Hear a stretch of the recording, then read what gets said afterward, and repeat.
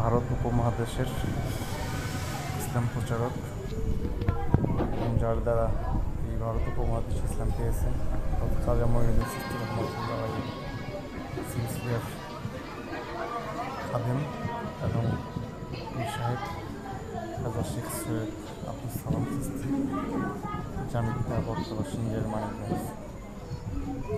ওনার পাক দরবার শরীফ এবং ওনার প্রতিষ্ঠিত খাজা বাবার খানকা শরীফ, এখানে রয়েছেন শাহিদ শেখ সৈয়দ আব্দুল সালাম চিশতি, যিনি অনেক ভালো মানুষ ছিলেন এবং আল্লাহর নিবেদিত একজন কর্মী।